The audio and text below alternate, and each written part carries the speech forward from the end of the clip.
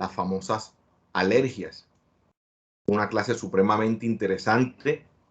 Estoy completamente convencido que dentro del auditorio virtual hay 1, 2, 3, quizás más pacientes alérgicos, pacientes atópicos, genéticamente predispuestos a tener reacciones de hipersensibilidad frente a antígenos del ambiente que se conocen comúnmente como alergenos.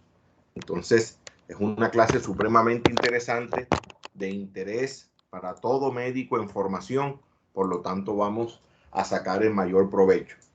Les agradezco a los compañeros que inicien la grabación.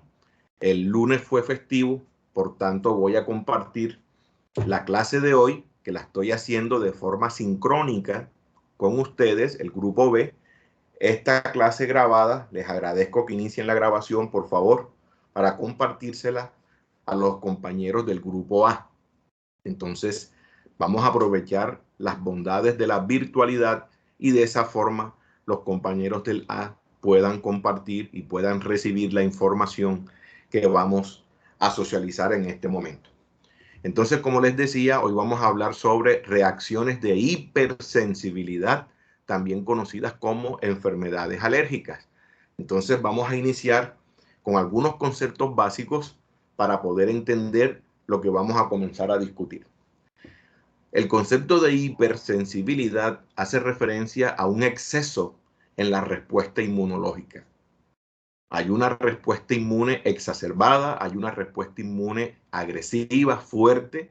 Lógicamente es una respuesta inmune que va dirigida contra partículas extrañas y por lo general esos antígenos extraños son partículas inocuas. Son partículas que no representan ningún tipo de injuria, ningún tipo de peligro y que lamentablemente en algunas personas genéticamente predispuestas, genéticamente susceptibles, pueden conllevar a ese exceso de respuesta y esa respuesta puede estar afectando algún órgano blanco. ¿Ok? Por lo tanto, es importante saberlo porque no es lo mismo un exceso de respuesta a la falta de respuesta. Y es por eso que nosotros hemos aprendido a lo largo del curso, durante el semestre, que la respuesta inmunológica debe ser una respuesta mesurada. ¿Mesurada en qué sentido? Que no puede ser ni exacerbada, que termina siendo peor la cura que la enfermedad, pero tampoco puede ser una respuesta pobre, porque recuerde que el sistema inmunológico es el sistema de defensa. Por lo tanto, debemos garantizar que la respuesta inmunológica que se monta frente a los antígenos debe ser lo suficientemente fuerte para eliminar al patógeno. Entonces, mira que los dos extremos son malos. Y precisamente en esos dos extremos de la respuesta inmune, un exceso o una falta de respuesta inmune, podemos encontrar algunas patologías que son las que a nosotros nos interesan. Patologías como las enfermedades alérgicas o enfermedades hipersensibles, al igual que patologías como las inmunodeficiencias. Son dos cosas diferentes. No es lo mismo una inmunodeficiencia primaria, también conocida como error innato de la inmunidad, o una inmunodeficiencia secundaria, también conocida como adquirida. ¿Ok? Esa falta de respuesta también va a ser el tema que vamos a discutir en las próximas semanas. Aquí vamos a encontrar una gran cantidad de patologías y también vamos a dedicarle el tiempo necesario. Pero aquí lo que más me interesa es hablar hoy sobre reacciones de hipersensibilidad y que ustedes se den cuenta que las dos enfermedades que estamos utilizando como ejemplo son dos enfermedades que se presentan cuando el sistema inmunológico no se está desarrollando o no está respondiendo de forma mesurada. Hay un exceso o una falta en la respuesta inmune. Con respecto a las reacciones de hipersensibilidad, es pertinente establecer diferencias con las enfermedades autoinmunes, que también va a ser otro tema que vamos a discutir la próxima semana, enfermedades autoinmunes o sencillamente autoinmunidad. Ya nosotros al principio del semestre estuvimos definiendo este tipo de inmunopatologías. Sin embargo, vamos nuevamente a recordar los conceptos. Las enfermedades autoinmunes son aquellas enfermedades en donde el sistema inmunológico reconoce lo propio como si fueran partículas extrañas y se genera una respuesta inmune contra estructuras propias, trayendo como consecuencia daño tisular, y ese daño tisular genera una respuesta inflamatoria y es una característica típica de las enfermedades autoinmunes.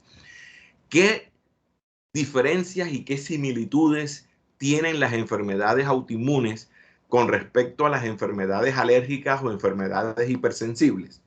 Que en las dos hay daño tisular, en las dos hay un proceso inflamatorio, pero lo que establece la diferencia es contra quién va dirigida la respuesta. En las enfermedades autoinmunes la respuesta va dirigida contra antígenos propios, mientras que en las enfermedades hipersensibles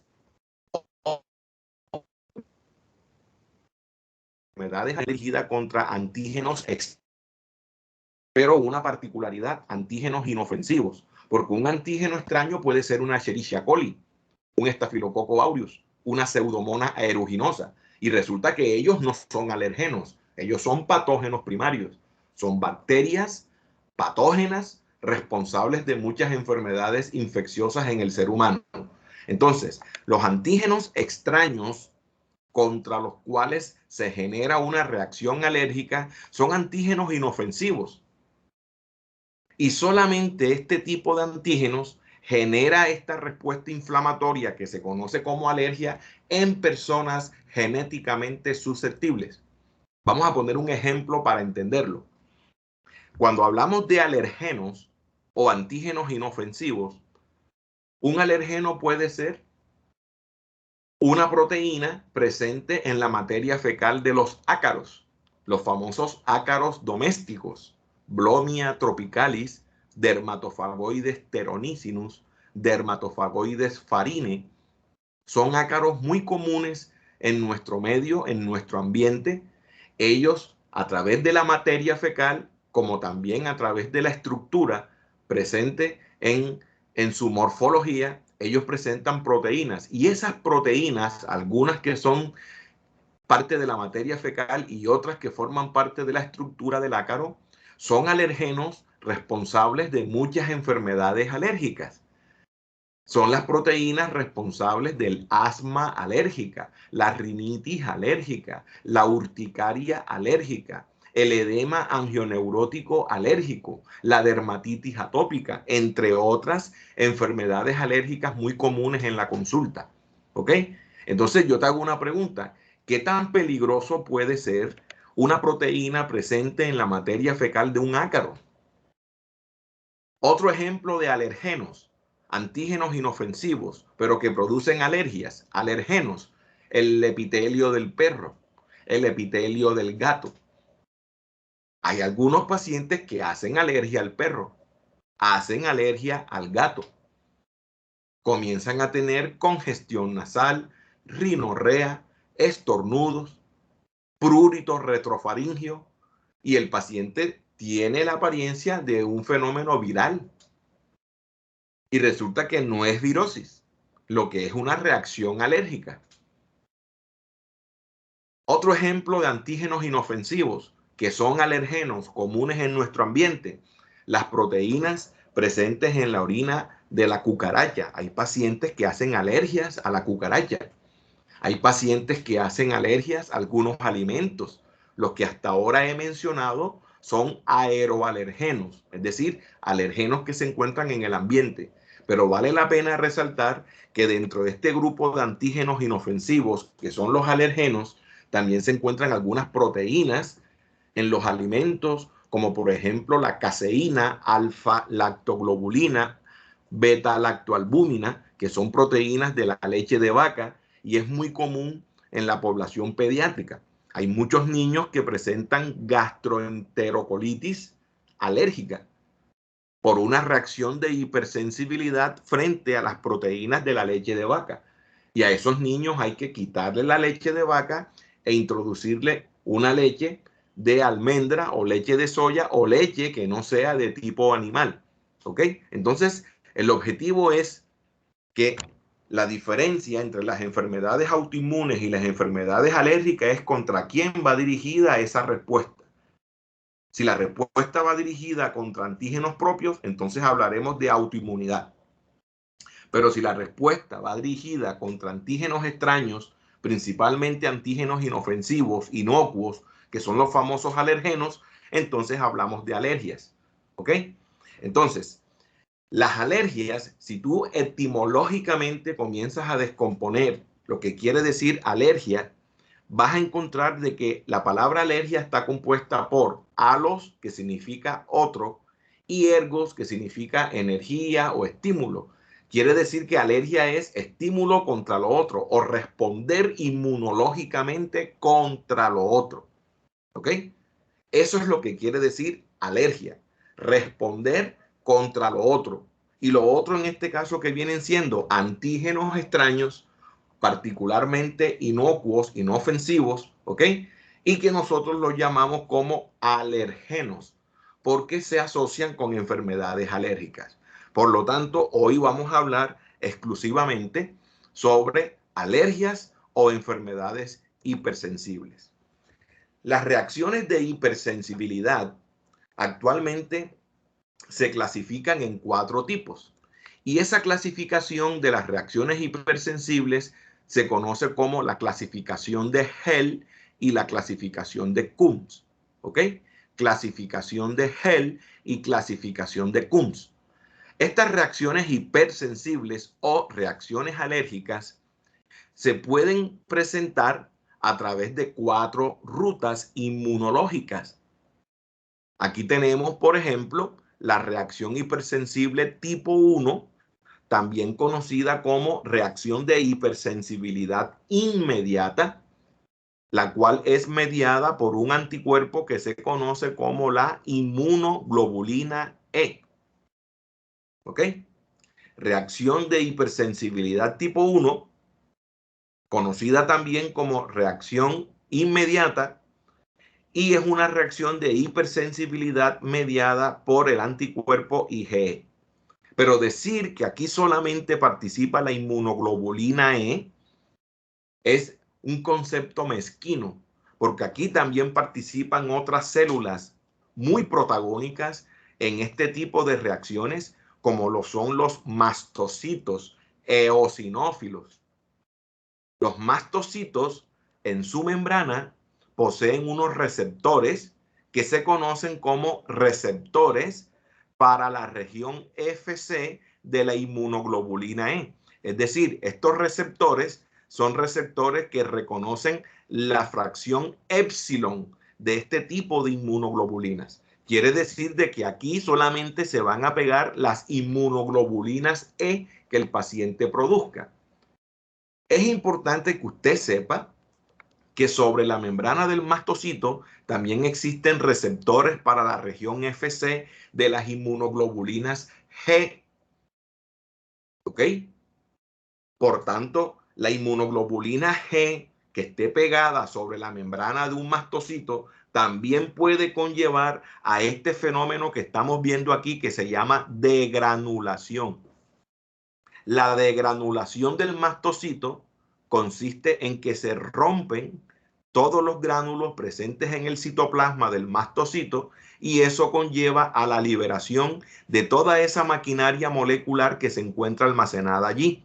Y dentro de las principales moléculas que se liberan cuando se degranula un mastocito, encontramos a la histamina, a la triptasa, a la quimasa, a la serotonina. Pero de todas ellas, la que juega un papel importante es la histamina. Esa histamina que se libera en este tipo de reacción va a unirse a diferentes receptores que se llaman receptores histaminérgicos. De los diferentes receptores histaminérgicos podemos resaltar el 1 y el 2. Actualmente se conocen 4, se han logrado caracterizar 4 receptores, pero los receptores histaminérgicos 1 y 2 son los que mejor se conocen. Por ejemplo, los receptores histaminérgicos 1 son los que se encuentran ubicuos, es decir, ampliamente distribuidos en nuestra economía corporal. ¿Qué se ha demostrado? Se ha demostrado que cuando se degranula un mastocito por el reconocimiento de un alergeno por parte de las inmunoglobulinas E pegadas a la membrana del mastocito, y esto lo vamos a explicar un poco más detallado más adelante, este alergeno que estamos viendo aquí genera algo que se conoce como entrecruzamiento. Miren que aquí estamos viendo una inmunoglobulina E específica frente a este alergeno, y aquí tenemos otra inmunoglobulina E que también reconoce este alergeno. Entonces son dos inmunoglobulinas E que están unidas a un receptor de membrana ubicado en el mastocito. Cuando ocurre este fenómeno que se llama entrecruzamiento, eso genera una serie de señales intracelulares que conllevan a que el mastocito se rompa, se degranule. ¿Ok? Quiere decir entonces que una vez que estos anticuerpos reconocen el alergeno, se degranula el mastocito, se libera histamina y la histamina se une a los receptores H1. Esos receptores H1 que se encuentran a nivel del músculo liso de la pared vascular van a generar una relajación de la musculatura lisa. Y esa relajación de la musculatura lisa van a favorecer a una vasodilatación, aumento de la permeabilidad. Y es por eso que cuando hay una reacción tipo 1 severa, conocida como anafilaxia, que es la reacción hipersensible tipo 1 más grave, más severa, amenazante para la vida del paciente, lo peor que puede experimentar un paciente porque se puede morir por este tipo de reacción. Eso puede generar entonces a un colapso hemodinámico producto de una caída en la tensión arterial. Si hablamos de una vasodilatación, quiere decir entonces que se disminuye la presión arterial, y cuando la presión arterial se disminuye de una manera súbita y de forma severa, eso puede generar un estado de shock. Ese colapso hemodinámico, producto de una anafilaxis, se conoce entonces como shock anafiláctico. ¿Ok? Ese estado de hipotensión conlleva a hipoperfusión de órganos vitales. Eso puede conllevar entonces a lesión en órgano blanco por hipoxia, y eso puede traer algunas complicaciones y eso puede generar la muerte del paciente. ¿Ok? Pero resulta que esa histamina no solamente se puede unir a los receptores H1 ubicados a nivel de la musculatura lisa de la pared vascular. La histamina también se puede unir a nivel de el receptor H1, pero ubicado a nivel de la musculatura del bronquio. La unión de la histamina a ese receptor H1 ubicado a nivel bronquial produce un broncoespasmo. Se contrae el músculo liso a nivel bronquial. A lo que se contrae el bronquio, pues lógicamente hay poco espacio para que fluya el aire, y eso es lo que genera en el paciente la disnea o respiración difícil. Un ejemplo típico de ese cuadro clínico es lo que experimenta el paciente con asma.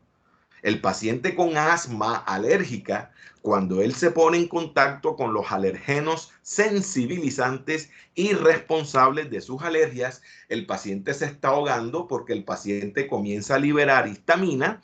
La histamina se une al receptor H1 presente del músculo liso del bronquio. El bronquio se colapsa, se llama broncoespasmo, y es por eso que el paciente tiene la respiración difícil. Eso se llama ataque por asma. Dependiendo la severidad de la reacción, el paciente puede morir por eso, porque el paciente puede hacer un paro cardiorrespiratorio. Así como hay compromisos a nivel vascular, a nivel bronquial, un paciente con reacciones tipo 1 durante una anafilaxis o anafilaxia, el paciente también puede experimentar un cierre glótico, cierre epiglótico, que corresponde a la vía respiratoria superior. Ese colapso o cierre severo de la vía respiratoria superior también genera una asfixia mecánica. También se ha demostrado infarto agudo al miocardio por este tipo de reacción tipo 1, y es lo que se conoce como el síndrome de Kunis. El síndrome de Cunis es un infarto agudo al miocardio secundario a una reacción histaminérgica, secundario a una reacción alérgica severa en donde se libera masivamente la histamina. Hay un colapso de las arterias coronarias y eso genera infarto agudo al miocardio. Y nos llama la atención porque el paciente se puede morir de un infarto y resulta que el paciente no tiene comorbilidades. No era tabaquista, no era obeso, no tenía hipercolesterolemia, no tenía antecedentes de diabetes, tampoco tenía antecedentes de hipertensión, que son los factores de riesgo que actualmente se asocian con este tipo de enfermedades crónicas, como el infarto agudo al miocardio o síndromes coronarios. ¿Vio? Entonces, este tipo de reacción alérgica he hecho tanto énfasis en ella, en la tipo 1, porque es la más frecuente. Es la que te va a llegar con mayor frecuencia a la sala de urgencia. La rinitis, la dermatitis, la blefaroconjuntivitis, la urticaria, el edema angioneurótico, todas esas enfermedades que comúnmente a ustedes los aquejan son enfermedades mediadas por una reacción hipersensible tipo 1. Entonces aquí hay un punto interesante. Las personas que genéticamente hacen este tipo de reacción alérgica mediadas por el anticuerpo IgE se conocen como atópicos. Atopia viene de atipia. Y atipia quiere decir una respuesta no común, atípica, una respuesta que no es común. Los pacientes atópicos son pacientes que producen anticuerpos de tipo IgE frente a antígenos inofensivos o antígenos inocuos, como lo habíamos mencionado anteriormente. ¿Ok? Entonces, es una predisposición genética que tienen algunos pacientes de montar una respuesta humoral a través de anticuerpos de tipo IgE frente a este tipo de antígenos inofensivos. El metabolito de algún medicamento. Hay algunos pacientes que hacen alergia a los AINES. Hay algunos pacientes que hacen alergia a la buscapina. Hay pacientes que hacen alergia a los antibióticos. Hay pacientes que hacen alergia a la penicilina. ¿Ok? Y es por eso que nosotros como médicos en formación debemos tener esto claro, porque antes de iniciar un tratamiento a un paciente, lo primero que le tengo que preguntar ¿es alérgico? ¿Es alérgico? ¿Hace alergias a medicamentos? ¿Hace alergias a alimentos? Es importante, y el hecho de que el paciente te diga que no, no quiere decir entonces que él está exonerado de presentar una alergia, pero usted sí lo coloca en su historia clínica, y el hecho de que él te diga que no y usted lo deje plasmado en su historia clínica, si él presenta una reacción alérgica, habiéndote dicho a ti que no era alérgico, de alguna forma y en términos legales, usted queda exonerado de cualquier tipo de culpa, porque usted se lo preguntó, usted lo dejó documentado y el paciente manifestó que no. Pero si tú no haces esa pregunta importante, ¿ok? La pasas por alto y no lo dejas documentado, si inicias un tratamiento y ese tratamiento genera una reacción tipo 1 al paciente, el paciente puede generar una degranulación masiva de mastocitos, liberación masiva de histamina y el paciente te puede hacer un infarto agudo, un colapso hemodinámico, un broncoespasmo, el paciente se puede morir por eso. Entonces, si a usted le preguntan como médico en este momento, ¿las alergias matan? Usted tiene que decir sí. Existe una reacción alérgica severa que se llama anafilaxia, que puede generar un colapso cardiovascular y puede generar una muerte súbita. Lo más interesante de este tipo de reacción es la rapidez con que se presenta. ¿Y qué dije yo?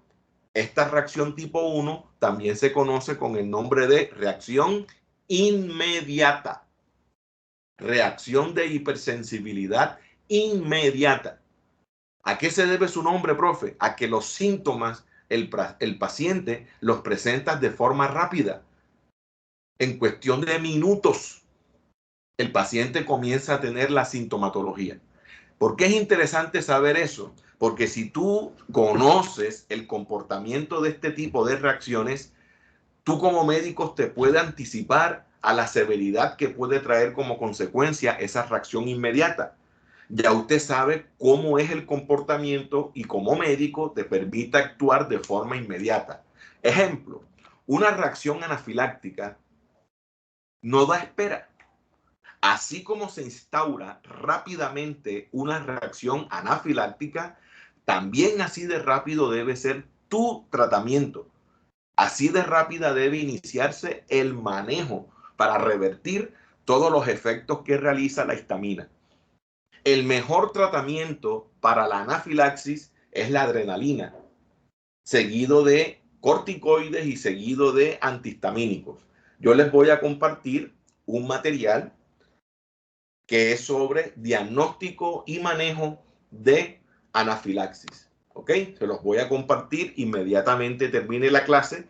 Se los voy a dejar en grupo de Teams para que todos dispongan de ese material, y está de más en decir que ese material forma parte de las referencias bibliográficas para evaluar. Se llama Diagnóstico y Manejo de una reacción anafiláctica. Muy bien. Profe, disculpe, tengo una pregunta. Dígame. Sucede que a nosotros nos habían comentado que en este caso de las reacciones de tipo 1 siempre se tiene que esperar, por así decirlo, un plazo de 8 días para la creación de los anticuerpos. Es decir, la primera vez que se exponga a la persona a un alergeno de ese tipo, pues no va a presentar una reacción, sino que se va a presentar es a la segunda vez cuando ya se hayan creado los anticuerpos contra ese antígeno.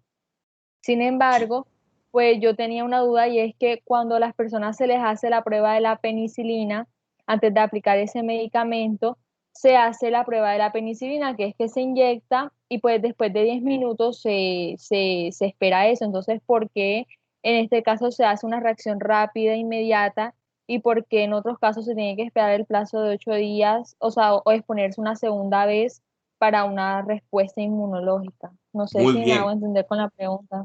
Claro que sí, claro que sí. Excelente pregunta y excelente comentario, excelente explicación. Voy a responderle. Muy bien.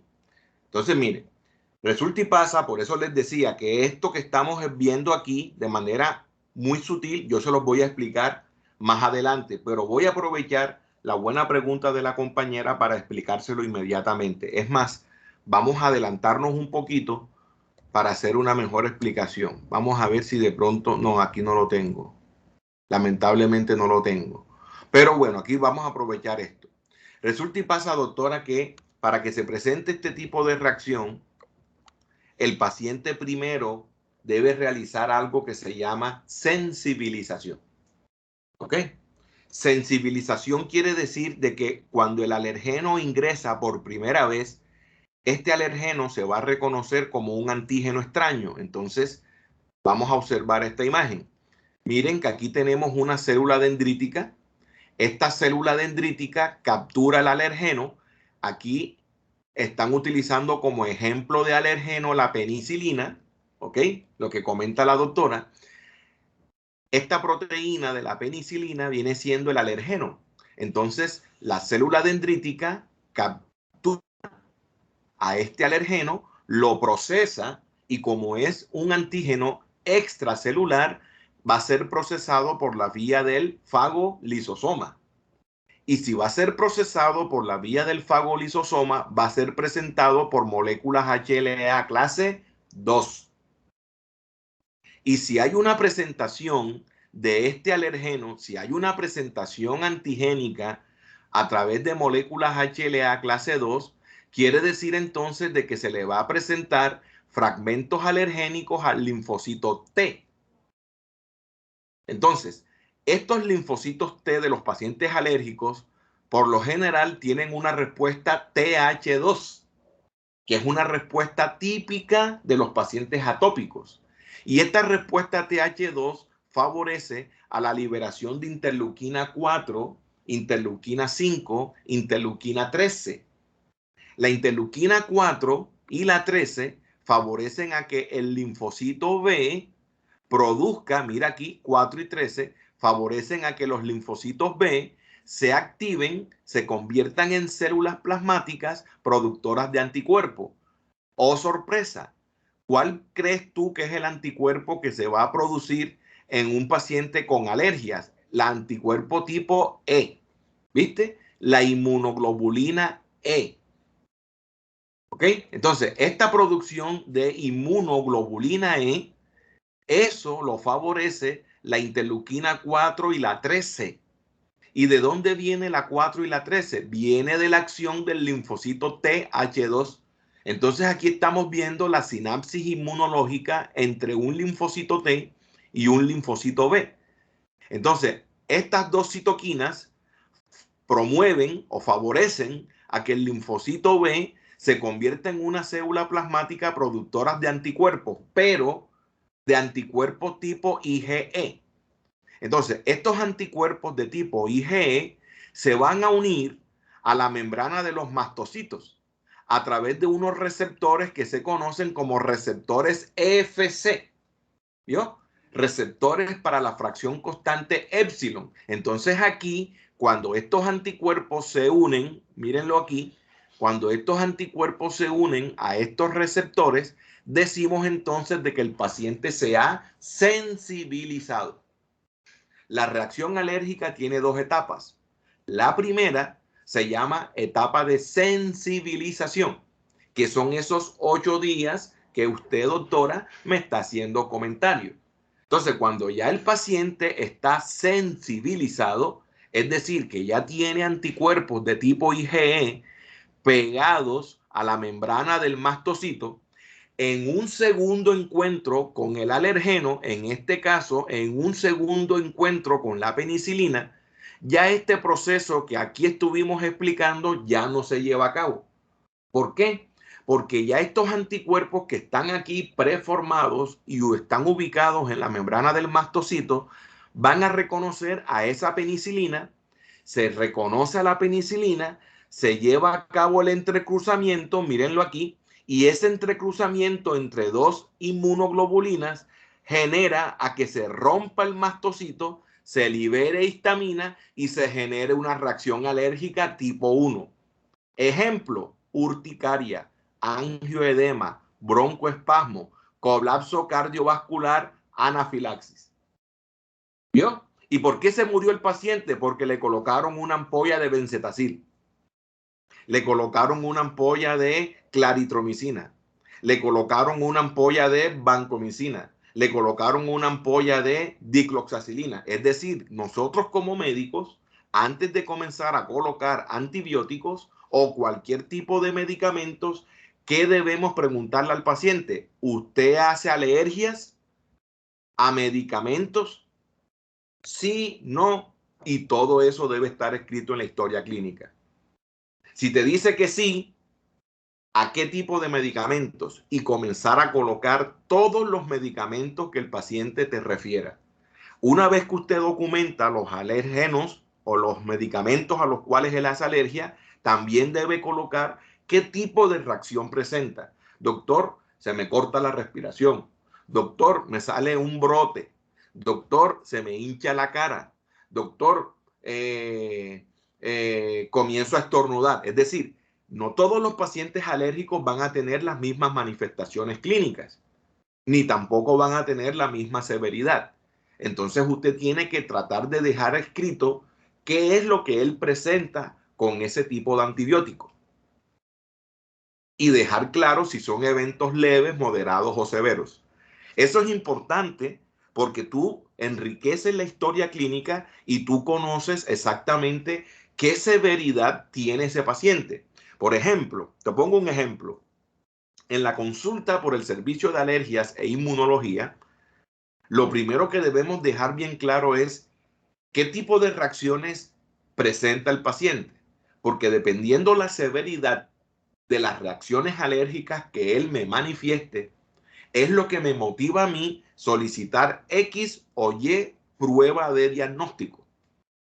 Por ejemplo, me llega un paciente a la consulta manifestando que desde hace un par de meses está presentando ronchas en el cuerpo. Y además de las ronchas, siente que la garganta se le cierra. Y ya eso se le ha presentado en 4 oportunidades y en la última oportunidad sentía que se estaba quedando sin aire y le tocó irse de urgencia. ¿Ok? Entonces, es una reacción severa que está conllevando no solamente a que él tenga urticaria, que son ronchas, sino que también está presentando un edema glótico, un cierre de la vía respiratoria, y eso es una urgencia vital.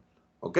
Entonces, con ese antecedente, yo no le puedo solicitar al paciente pruebas in vivo, como lo veremos ahorita, sino pruebas in vitro. ¿Por qué? Porque si yo le solicito a ese paciente pruebas in vitro, el paciente me puede hacer durante el procedimiento una reacción severa y el paciente me puede hacer una anafilaxis y el paciente me puede hacer un broncoespasmo. ¿Ok? Y es lo primero que uno dice. Pero si el paciente ya te ha dicho que ha tenido 4 reacciones y que la última vez tuvo que ir de urgencia porque se estaba quedando sin aire, eso se ha podido prevenir. Recuerde que en medicina todos los procedimientos se basan en 2 pilares: seguridad y eficacia. Si bien es cierto, las pruebas in vivo, como las pruebas epicutáneas o el prick test, son las pruebas gold estándar para saber si el paciente está sensibilizado o no a ciertos alergenos, pero existen algunas contraindicaciones relativas y otras contraindicaciones absolutas. Un paciente que tenga un antecedente de anafilaxis a un alimento o a ciertos alergenos, ya sean medicamentos o demás, no se les pueden hacer pruebas in vivo por el riesgo que presenta el paciente de hacer una reacción severa. Entonces, todo eso el médico lo debe anotar. Y no solamente el médico especialista en alergias o el médico que trabaja en el servicio de alergias. Médico general que atienda a un paciente debe dejar bien claro si el paciente manifiesta o no enfermedades alérgicas, el tipo de reacción alérgica y la severidad de la reacción. ¿Ok? Entonces, lo primero que debe hacer un paciente antes de presentar una reacción alérgica se llama sensibilización. Y una vez el paciente esté sensibilizado y se expone en una segunda oportunidad con el alergeno que generó la sensibilización, ahí viene entonces la segunda fase que se conoce como degranulación. Sensibilización, lo primero que experimenta. En un segundo encuentro con el alergeno viene la segunda etapa que se llama degranulación o fase efectora. En la degranulación se degranula el mastocito, se libera la histamina y ahí vienen todos los síntomas. ¿Vio? Por eso es que muchos pacientes te dicen, doctor, pero yo no logro entender estas alergias mías, porque a veces como tal medicamento o consumo, perdón, tal medicamento o me como cierto alimento y no me da nada. Pero yo lo consumo o lo como en una segunda oportunidad y sí me da alergia. Quiere decir entonces que el paciente alérgico primero se sensibiliza y después se degranula. Entonces hay otro punto interesante. Cuando un paciente experimenta degranulación del mastocito, el paciente entra en un periodo que se llama periodo refractario. Ese periodo refractario es un periodo en donde el paciente no va a tener, aunque se exponga al alergeno, no va a tener reacciones, porque se encuentra en un periodo refractario y eso permite entender por qué el paciente cae en la duda y en la confusión. Doctor, a veces yo lo como y no me da nada, pero otras veces lo vuelvo a consumir y me da una reacción alérgica. ¿Ok? Entonces, ese es el comportamiento de las enfermedades alérgicas tipo 1, las que son mediadas por inmunoglobulina E, en donde participa el mastocito y todos los productos de la degranulación mastocitaria. Ejemplo: histamina, triptasa, quimasa, leucotrienos, prostaglandinas, tromboxanos, prostaciclinas. Hay algunos mediadores primarios, hay otros mediadores secundarios, hay algunos que se liberan de forma inmediata porque ya están preformados, como es el caso de la histamina. Hay otros que se liberan de forma tardía porque comienzan a sintetizarse en el momento en que se presenta la alergia, mas no estaban preformados como la histamina. Esa es la razón por la cual el mejor tratamiento y el que comúnmente nosotros utilizamos para este tipo de reacción tipo 1 son los antihistamínicos. ¿Vio? Los antihistamínicos: loratadina, cetiricina, fexofenadina, clemastina, hidroxicina, entre otros. Hay una gran cantidad.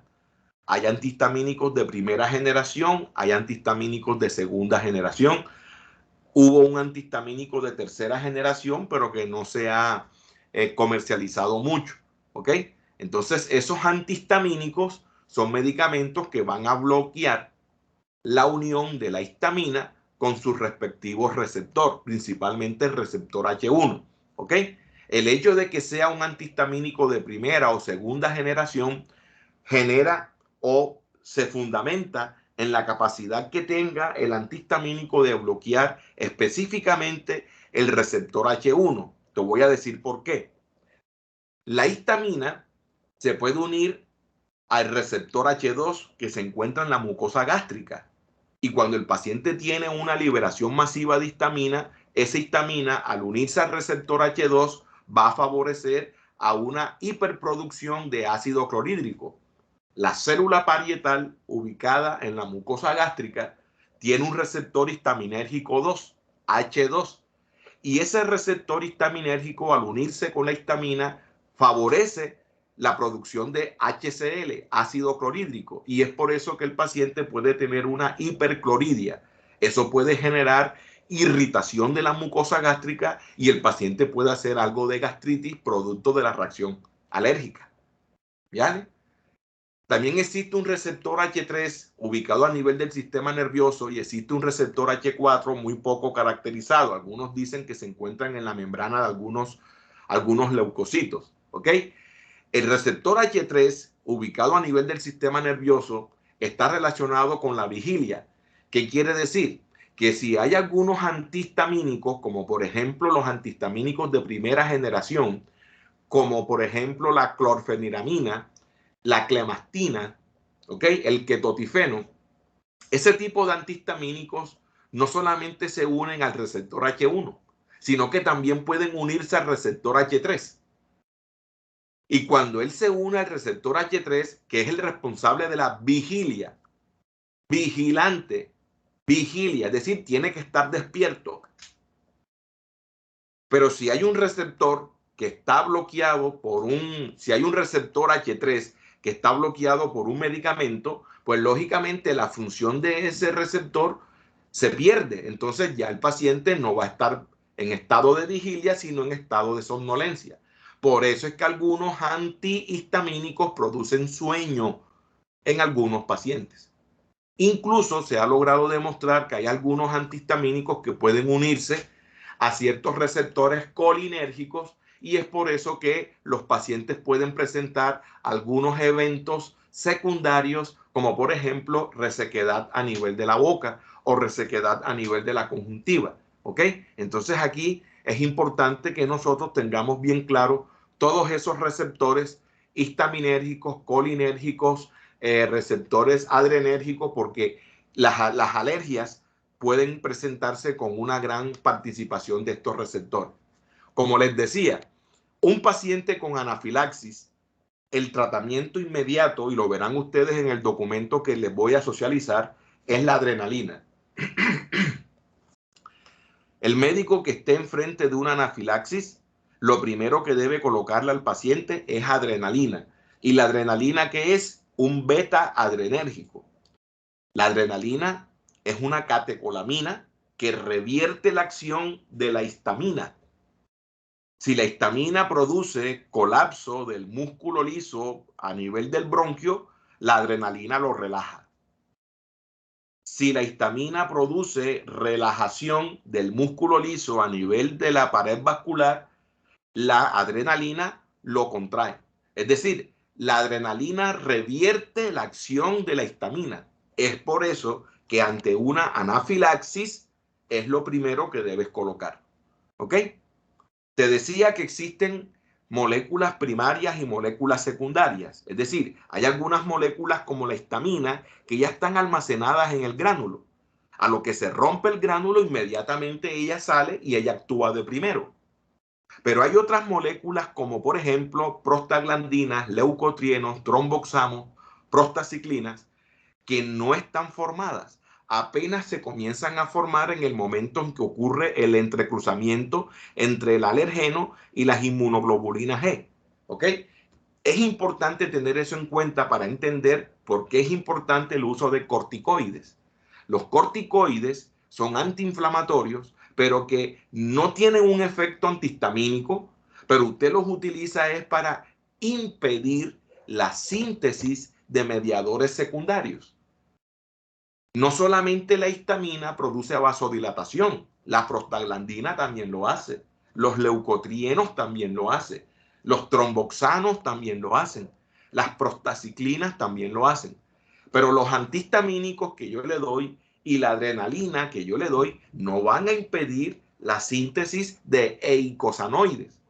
Eso sí lo hace el corticoide. Es por eso entonces que en el manejo de una anafilaxis usted inicia con adrenalina para revertir la acción de la histamina, pero también debe colocar corticoide y lógicamente debe colocar antihistamínicos, porque tú también tienes que responder ante la urgencia inmediata. ¿Cuál es la molécula responsable de que él se esté ahogando en este momento? La histamina. Por lo tanto, tengo que aplicarle un antihistamínico. ¿Ok? Adrenalina, corticoides, antihistamínicos. Muy bien. ¿Estamos entendiendo? Doctora, la respuesta. Sí, profe. Excelente, Muchas muy gracias. bien. Excelente, muy bien. Excelente pregunta, doctora. Muy bien. Continuamos. Así como existe la reacción tipo 1, también existe una reacción hipersensible conocida como reacción tipo 2. Esta reacción tipo 2 se conoce como reacción de hipersensibilidad citotóxica mediada por anticuerpos, pero los anticuerpos que participan aquí ya no es la E. Aquí participa la inmunoglobulina G y participa la inmunoglobulina M. ¿Ok? Reacción de hipersensibilidad citotóxica mediada por inmunoglobulina G o mediada por inmunoglobulina M. ¿Qué se ha demostrado? Se ha demostrado que estos anticuerpos pueden realizar dos tipos de efectos. Uno, pueden favorecer la acción citotóxica y pueden participar en algo que se conoce como reacción de citotoxicidad dependiente de anticuerpos. Aquí participan principalmente las células NK, como también pueden estar activando al sistema del complemento a través de la vía clásica. Y esa activación del complemento favorece la liberación de anafilotoxinas C3A, C4A, C5A, y esas anafilotoxinas pueden degranular al mastocito. Y si hay degranulación del mastocito, se libera histamina. Entonces, aquí usted dirá, profe, entonces la histamina que se libera por degranulación del mastocito no siempre se libera por una reacción tipo 1. Y eso es cierto. No toda roncha que rasca es alergia. Tú puedes tener un evento histaminérgico y sencillamente lo que tú estás diciendo es que hubo liberación de histamina, pero no necesariamente debe haber un alergeno y debe haber inmunoglobulina E aquí. Usted también puede liberar histamina por la activación del complemento y a eso nosotros lo aprendimos. El sistema del complemento se activa, se libera C3A, C4A, C5A. Tienen receptores a nivel de los mastocitos y cuando se unen las anafilotoxinas con esos receptores, el mastocito también se degranula. ¿Ok? Quiere decir entonces de que esta reacción citotóxica mediada por inmunoglobulina G también participa la M. Aquí también puede haber vasodilatación. ¿Ok? Puede haber hipocomplementemia, consumo del complemento, ¿ok?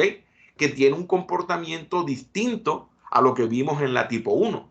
Recuerde que el sistema del complemento no se activa por la acción de la inmunoglobulina E, pero sí lo pueden hacer los otros anticuerpos como la G y la M, ¿ok? Entonces, esta sería la explicación de lo que sucede en una reacción hipersensible tipo 2. Aquí vemos una reacción hipersensible tipo 3, también conocida como hipersensibilidad mediada por inmunocomplejos. Ya nosotros sabemos que es un inmunocomplejo. Un inmunocomplejo no es más que la unión entre un antígeno con su anticuerpo. ¿Ok? Es la unión entre un antígeno con su anticuerpo. ¿Eso es malo? No, no es malo. No es malo porque para eso yo produzco anticuerpos, para neutralizar a los antígenos, de tal forma que los inmunocomplejos que se forman van a ser depurados, eliminados en el sistema retículo endotelial, a nivel del hígado y a nivel del vaso. Eso es función de esos órganos linfoides.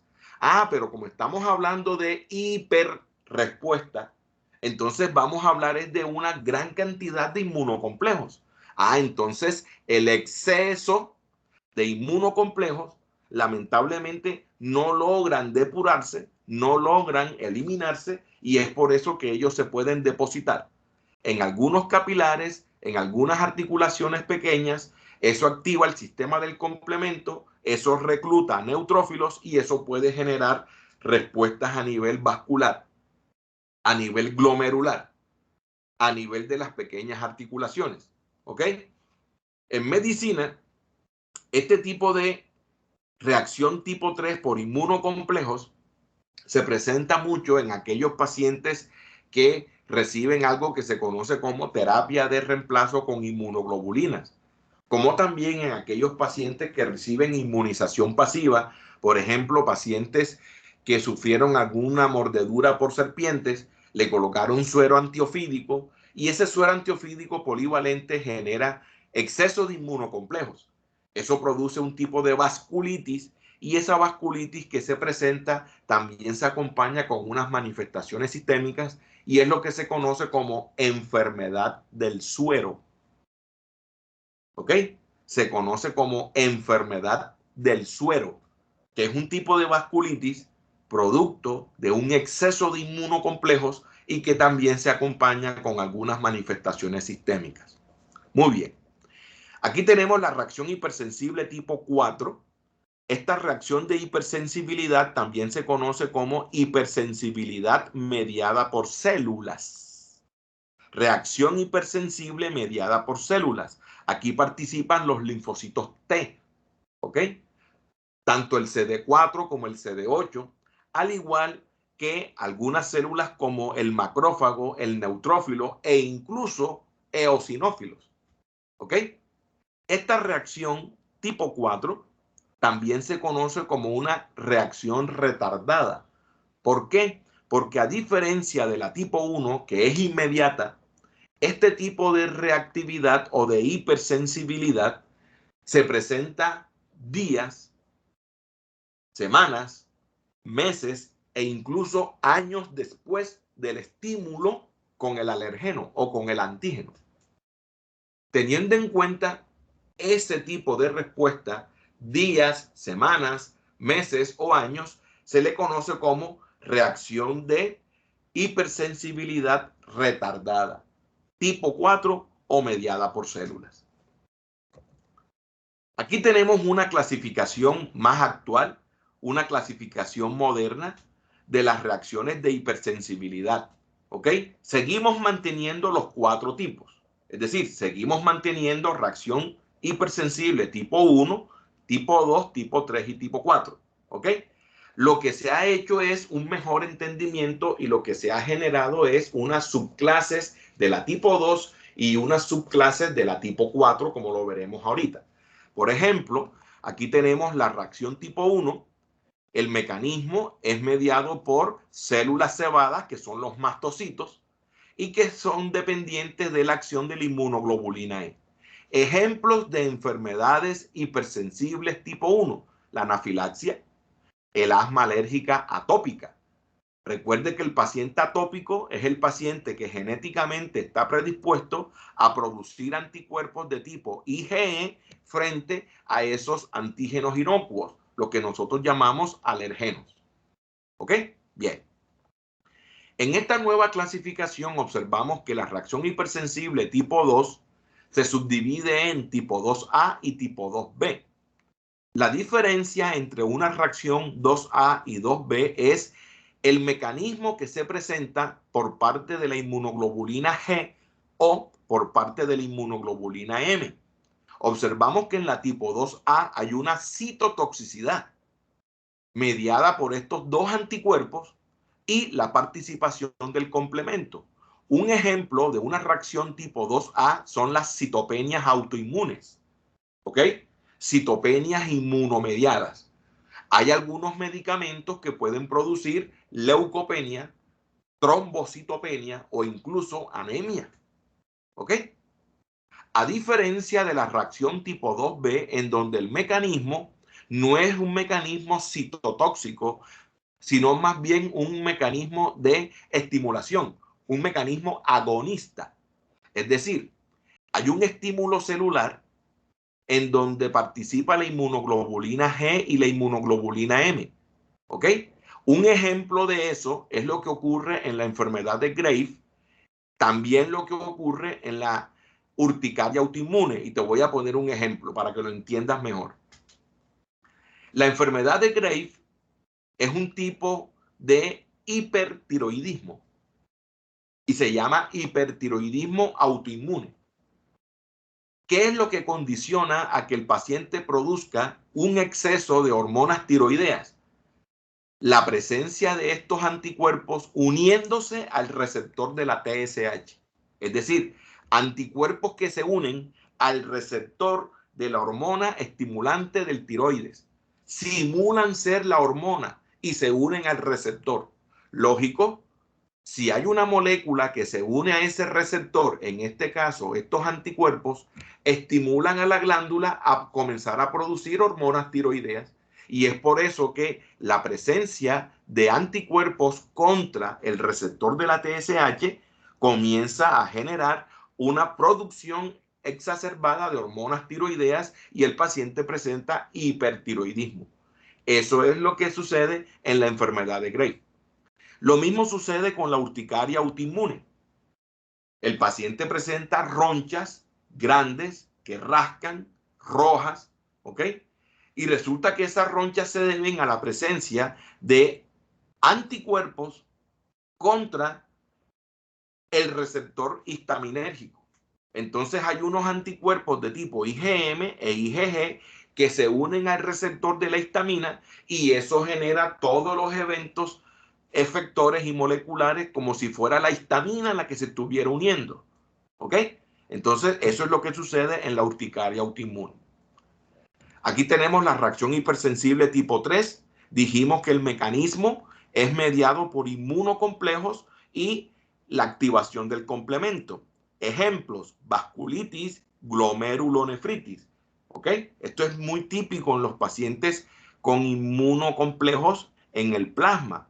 Los principales órganos afectados son los capilares glomerulares. Recuerden que los glomérulos tienen unos vasos sanguíneos muy pequeños y esos vasos sanguíneos pequeños son fácilmente afectados por el exceso de inmunocomplejos. Vasculitis y glomerulonefritis. Aquí tenemos lo más grueso de esta nueva clasificación. Como decíamos, la reacción tipo 4 es una reacción hipersensible en donde se lleva a cabo una reacción mediada por células, una reacción retardada. Como podemos observar, se ha podido subdividir en 4A, 4B, 4C y 4D. El mecanismo que establece la diferencia entre cada una de ellas es el tipo de célula que participa. ¿Ok? Por ejemplo, en la reacción tipo 4A, el mecanismo es mediado por linfocitos Th1 y la participación de macrófagos. Un ejemplo de una enfermedad tipo 4A es la diabetes mellitus tipo 1, al igual que la dermatitis por contacto. Aquí tenemos una reacción hipersensible tipo 4B. Es mediada por linfocitos Th2, ojo, linfocitos Th2 y la participación de eosinófilos. Un ejemplo de una reacción tipo 4B es el asma alérgica no atópica. Es decir, asma producto de una reacción inmunológica contra lo otro, pero no hay participación de inmunoglobulina E. Este es el caso del asma alérgica eosinofílica, ¿vio? En donde no necesariamente el paciente debe tener anticuerpos de tipo IgE para que tenga el compromiso broncoobstructivo. Aquí tenemos la reacción tipo 4C. Esta reacción es mediada por linfocitos T CD8. Y hay un mecanismo que participa mucho aquí, que es la apoptosis. Y esto se observa en algunas reacciones, como por ejemplo el síndrome de Stevens-Johnson y la necrólisis epidérmica tóxica, que son reacciones de hipersensibilidad retardada que se presentan principalmente con algunos medicamentos. ¿Ok? Son enfermedades severas que incluso se conocen también como quemaduras inmunológicas. Yo creo que a ustedes les compartí una nota médica que hice a una paciente que precisamente atendía en la sala de urgencia, pidieron el servicio de inmunología y alergias, y precisamente la paciente estaba presentando una quemadura inmunológica muy sugestiva de un síndrome de Stevens-Johnson y necrólisis epidérmica tóxica. Yo les compartí esa nota médica mía, revisen en su WhatsApp del grupo y se darán cuenta que les hice compartir ese material que es bastante interesante. Aquí tenemos la reacción tipo 4D. En esta reacción participan los linfocitos TH17, al igual que los neutrófilos. Y un ejemplo de una reacción tipo 4D es lo que se conoce como la pustulosis exantema, ¿ok? Pustulosis exantémica generalizada aguda, que también es un tipo de reacción dermatológica severa asociada con algunos medicamentos, y también una enfermedad bastante frecuente que se conoce como la enfermedad de Behçet, ¿ok? Enfermedad de Behçet. Hay lesiones tipo aftas que comprometen principalmente las mucosas y que también se pueden asociar con algunas manifestaciones en piel. Entonces mira que esto puede ser lo más novedoso con respecto a las reacciones de hipersensibilidad. Los subtipos que actualmente se conocen con la reacción tipo 2A y tipo 2B, y los 4 subtipos con respecto a las tipo 4. 4A, 4B, 4C y 4D. Muy bien. Aquí tenemos entonces esta imagen que ya la utilizamos para explicarle la pregunta que me hizo la doctora, y a esto aquí lo vimos, que es lo que sucede en una reacción tipo 1, ¿ok? Y aquí se coloca el ejemplo de lo que sucede en un paciente alérgico a la penicilina. Primero el paciente se sensibiliza y en una segunda exposición con la penicilina, ya esos anticuerpos preformados degranulan al mastocito y esa liberación masiva de histamina producen todos estos fenotipos alérgicos, como por ejemplo urticaria, angioedema, broncoespasmo, colapso cardiovascular, anafilaxis. ¿Ok? Aquí tenemos una reacción hipersensible tipo 2 y estamos viendo una reacción citotóxica en donde estamos observando anticuerpos de tipo IgG reconociendo unos antígenos sobre el glóbulo rojo. Esos antígenos que están reconociéndose en el glóbulo rojo va a favorecer a la activación del complemento, a la hemólisis, como también a la fagocitosis por parte del macrófago. Esto puede ocurrir en algunos pacientes con una púrpura trombocitopénica o en algunos pacientes con anemia hemolítica. ¿Ok? Aquí estamos viendo también una reacción tipo 3 en donde se forman inmunocomplejos. Aquí tenemos inmunocomplejos que se están depositando sobre el endotelio vascular, reclutan a los neutrófilos y esos neutrófilos generan un daño a nivel del endotelio vascular. Esto es lo que se puede presentar en algunos casos de vasculitis de vasos pequeños, la enfermedad del suero en aquellos pacientes que experimentan terapia de inmunización pasiva y en algunas reacciones como por ejemplo reacción de Artus. Aquí tenemos reacciones tipo 4 que se pueden presentar con algunos medicamentos en donde participan los linfocitos T, ya sean CD4, CD8, reacción retardada. Y aquí estamos viendo, por ejemplo, lo que ocurre en el síndrome sistémico eosinofílico relacionado a drogas, se conoce como el síndrome de Dres, ¿ok? Relacionado con algunos medicamentos, y precisamente vemos la participación de los eosinófilos y la infiltración del eosinófilos en algunos tejidos, produciendo lesión y daño tisular. Aquí estamos viendo, por ejemplo, lo que sucede en el síndrome de Stevens-Johnson y en la necrólisis epidérmica tóxica, la muerte de queratinocitos y lógicamente la liberación masiva de perforinas, granulicinas, granzimas beta, todo eso daña el queratinocito y es por eso que el paciente tiene el aspecto de una quemadura. Por eso es que el Steven Johnson y la necrólisis epidérmica tóxica se conocen como quemadura inmunológica. Aquí tenemos el evento inmunológico que sucede en una pústula exantémica generalizada aguda. Y aquí estamos viendo la participación de neutrófilos.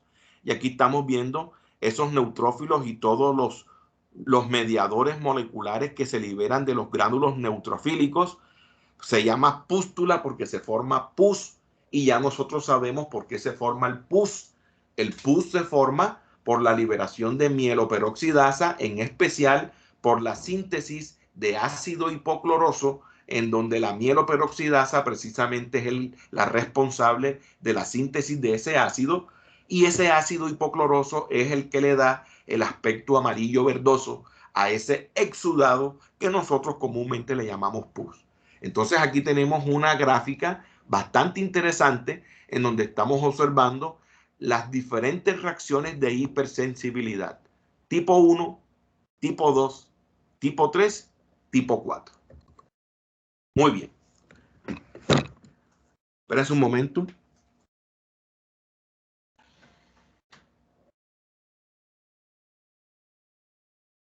Un segundo, doctor.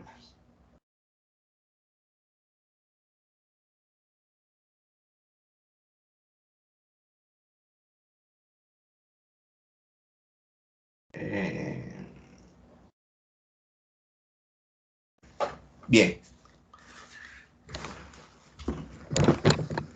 ¿Qué tipo de pruebas de laboratorio podemos solicitar para el diagnóstico de enfermedades alérgicas? Bueno, existen pruebas in vivo, que son pruebas que se realizan directamente en el paciente, como por ejemplo las pruebas cutáneas, el RAS, que es la inmunoglobulina E específica frente a alergenos.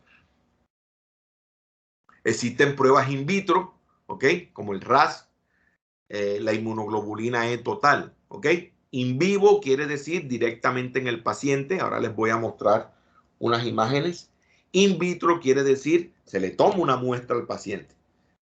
¿De qué depende que yo solicite una prueba in vivo o una prueba in vitro? De la severidad de las reacciones alérgicas. El ejemplo que yo les colocaba, porque es importante que durante la anamnesis nosotros coloquemos el tipo de reacción, ¿ok? Porque es lo que me permite a mí decir, bueno, vamos a hacerle unas pruebas de diagnóstico in vivo, es decir, directamente en el paciente, unas pruebas de parche, unas pruebas cutáneas, unas pruebas de provocación, ¿ok?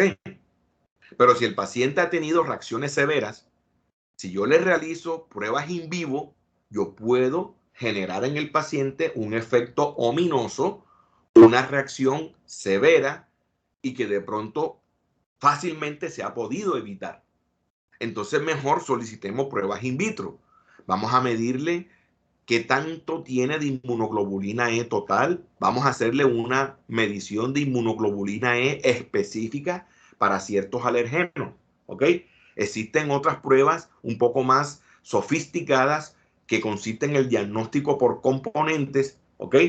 Hay paneles de alergenos recombinantes, hay microarray de alergenos y existen diagnóstico más detallado, más preciso con respecto a las alergias, ¿ok? Ya se hace, por ejemplo, un diagnóstico por componentes en donde ya tú puedes precisar cuáles son los alergenos que están generando la hipersensibilidad en el paciente, no a través de extractos alergénicos, que es lo que comúnmente nosotros utilizamos, sino de forma muy puntual con un alergeno en particular.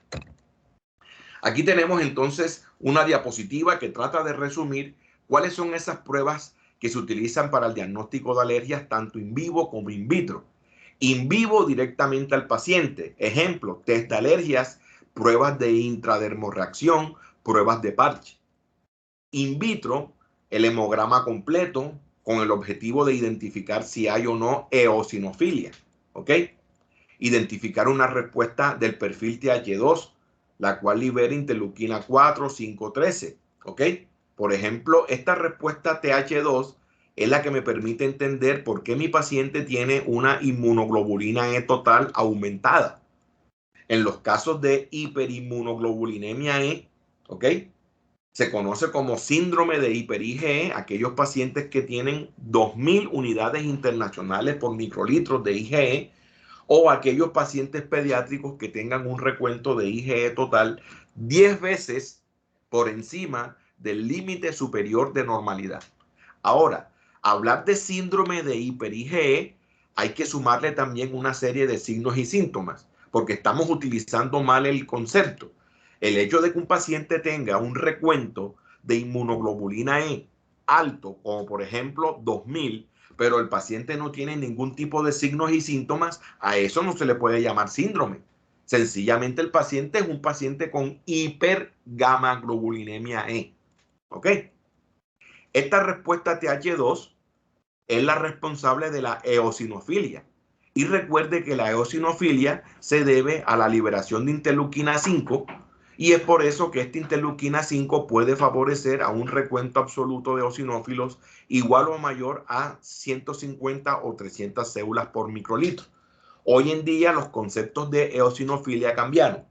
Anteriormente hablábamos de eosinofilia cuando estaba en un recuento mayor a 300 eosinófilos por microlitros. Ya se bajó la cifra, ya hablamos de eosinofilia cuando el recuento absoluto de eosinófilos es mayor a 150. Dentro de las pruebas in vitro también se encuentran el RAS para alergenos. Es una prueba de laboratorio que pretende identificar inmunoglobulina E específica frente a cada alergeno. Es una prueba in vitro. Los puntos de corte que se utilizan para que podamos decir la prueba positiva o la prueba negativa son valores mayores a 0.35 kilounidades por litro. Es decir, cifras iguales o menores a 0.35 kilounidades por litro se considera como un RAS negativo. Ahora les voy a mostrar unos ejemplos. Aquí tenemos un ejemplo de lo que se realiza en una prueba cutánea, es una prueba en piel, ya sea un prick test, este es el prick test. Mira que este es el antebrazo del paciente, se le colocan los diferentes extractos alergénicos y posteriormente se le realiza un prick, ¿ok? Es decir, es un escenario a pequeña escala de lo que ocurre a nivel molecular y a nivel celular. ¿Qué estamos observando aquí? Aquí estamos observando una pápula, que es esta ronchita que estamos viendo aquí, acompañado con un eritema, un enrojecimiento. Yo hago una pregunta. Vamos a ver si estamos captando la información. Si yo le coloco estos alergenos al paciente y posteriormente con una lanceta le hago un prick, de allí su nombre, un prick, y al cabo de unos 5, 10, 15 minutos yo observo que allí donde yo coloqué los extractos alergénicos se forma una ronchita y eso se pone rojo. ¿A qué se debe esto? ¿Quién es el responsable de esto?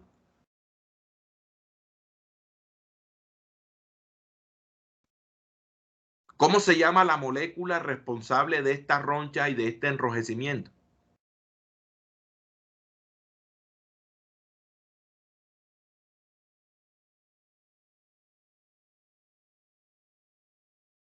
Se cayó la señal. Estoy hablando solo aquí. La histamina. La histamina. Muy bien. Profe, la histamina es la que está generando esto. Entonces, por ejemplo, mira que aquí yo le coloqué gato, un ejemplo, ¿ok? Un extracto alergénico que tiene alergenos de gato.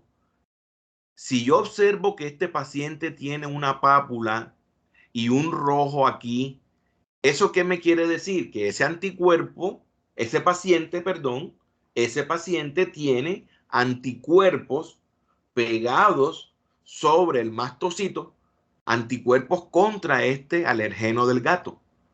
Porque si él no tuviera anticuerpos preformados contra los alergenos del gato, no se le forma esta pápula. Aquí se le colocaron ácaros del polvo doméstico, está positivo. Estos son pólenes y algunos arbustos, y todo esto salió positivo. ¿Qué quiere decir? De que este es un paciente polisensibilizado. Es decir, es un paciente que está haciendo alergia a varios alergenos, no uno solo. Porque no es lo mismo ser alérgico a un solo alergeno que ser alérgico 2, 3 o a 4. Paciente que es alérgico a más de 2 alergenos, podemos hablar de polisensibilización. Y si el paciente solamente está siendo sensibilizado con uno solo, es un paciente monosensibilizado. Aquí estamos viendo una prueba de intradermorreacción.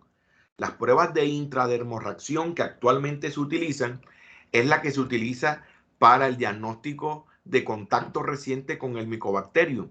La prueba de tuberculina que se realizan en algunos laboratorios cuando se sospecha de pronto que el paciente ha tenido contacto reciente con el bacilo de la tuberculosis. Aquí estamos viendo otra prueba de laboratorio que es la prueba de parche ante la sospecha de pacientes con dermatitis alérgica de contacto. Se le colocan unos parches en la espalda. Esos parches contienen aptenos, sustancias químicas, y posterior a 48 horas de contacto, usted se los retira y usted evidencia si hay algún tipo de lesión en los sitios de contacto en donde usted le impregnó o le colocó los aptenos o reactivos. Se llama prueba de parche, ¿ok? Entonces, pruebas de parche, intradermorreacción y pruebas cutáneas. Prick test, intradermorreacción, pruebas de parche. Aquí tenemos el hemograma. El objetivo del hemograma es identificar si hay o no eosinofilia. Aquí tenemos, por ejemplo, un hemograma. Miren estos eosinófilos. Miren esta eosinofilia, 22.8% y un recuento absoluto de eosinófilos de 1900. Es un paciente con eosinofilia. ¿Ok? Miren este otro paciente. Miren, porcentaje de eosinófilos 12.7, lo normal es 5%. Y el recuento absoluto, que debe ser de 150, lo tiene 1320. Doctor, la inmunoglobulina E total en un paciente así como ustedes, un adulto joven, debe tenerlo por debajo de 100. Miren este paciente, 1066. Y el paciente lo debe tener por debajo de 100. Quiere decir de que este paciente tiene hipergamaglobulinemia E, tiene la inmunoglobulina E aumentada, tiene eosinofilia. Entonces, si tú encuentras IgE aumentada y una eosinofilia, ¿qué tipo de respuesta está presentando el paciente? Una respuesta TH2. Y si eso se acompaña con ronchas, tos, estornudos y demás, es un paciente con un ambiente 100% alergénico. Esta respuesta TH2 también se puede presentar en algunas infecciones por parásitos. Es por eso que debemos hacer una buena anamnesis y descartar otro tipo de patologías que también puedan estar generando hipereosinofilia y aumento de la inmunoglobulina E.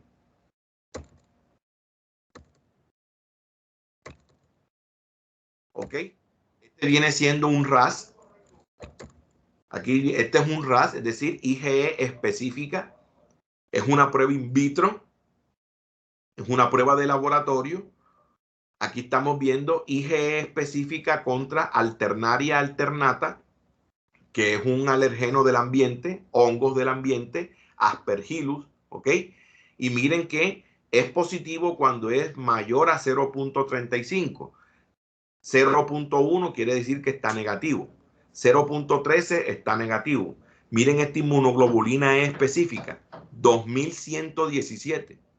Y tiene que estar por debajo de 100. Miren este resultado, miren. IgE específica contra ácaros del polvo, dermatofagoides farines. Tiene que estar por debajo de 0.35, ¿ok? Para que dé negativo. Y el paciente tiene más de 100. Más de 100 kilounidades por litro. Quiere decir de que este paciente tiene grandes cantidades de inmunoglobulina E específica contra ácaros. Como ustedes pueden observar, dependiendo la concentración, usted habla entonces de clase 1, clase 2, clase 3, clase 4, 5 y 6. ¿Ok? Entonces, este es un paciente con más de 100 kilounidades por litro. Quiere decir de que clase 6. bastante aumentado. 1.5 también tiene alergenos, anticuerpos contra alergenos del gato. 1.5 lo categoriza en clase 2. Miren esto, contra alergenos del perro, 99.5, es decir, clase 6. Es decir, que con estos tres yo puedo decir de que el paciente está sensibilizado frente a ácaros del polvo, gato y perro. Miren este otro ácaro, más de 100.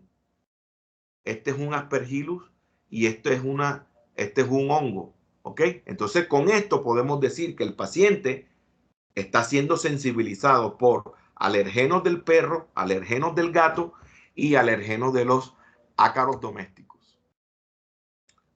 ¿Preguntas? ¿Preguntas?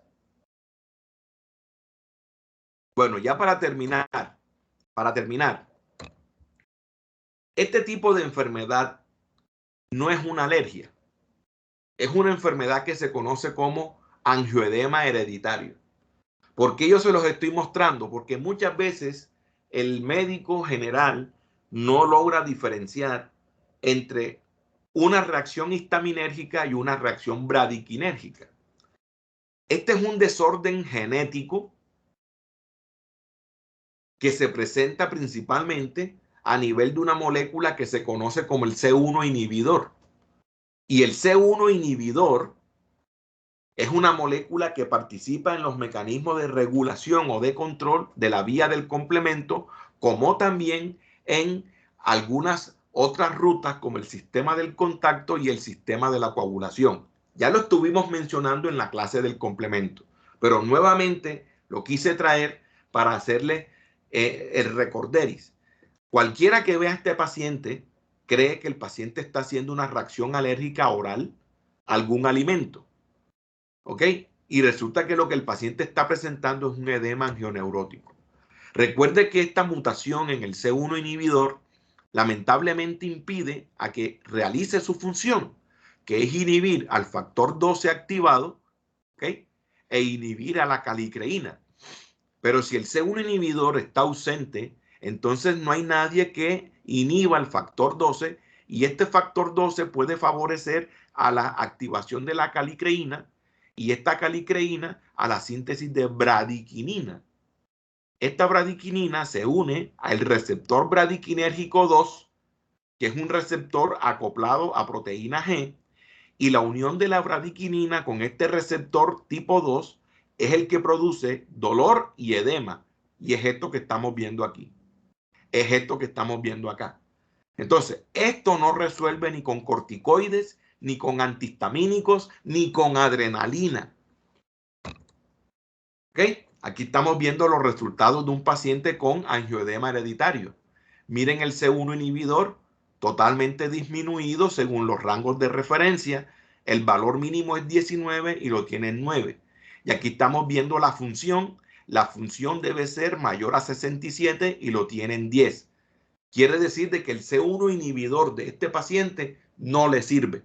Y eso es lo que explica por qué él se hincha. ¿Ok? Pero no está hinchado por alergias. Está hinchado es por otro tipo de enfermedad que se conoce como edema angioneurótico hereditario.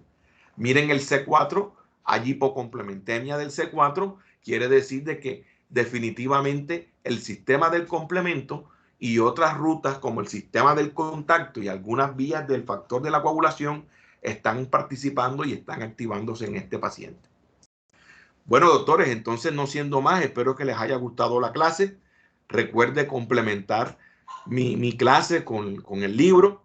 Les voy a compartir el material que les estuve comentando con respecto al diagnóstico y al manejo de enfermedades tipo anafilaxis. Es interesante que lo lean.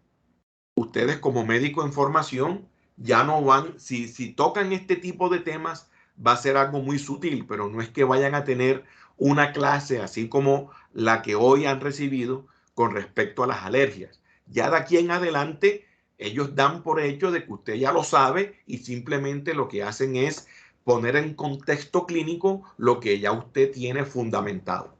Bueno, doctores, entonces Los dejo, tengo consulta, tengo procedimientos y nos vemos la próxima semana con un nuevo tema que se llama autoinmunidad. Buenas tardes para todos. Gracias, profe. Gracias.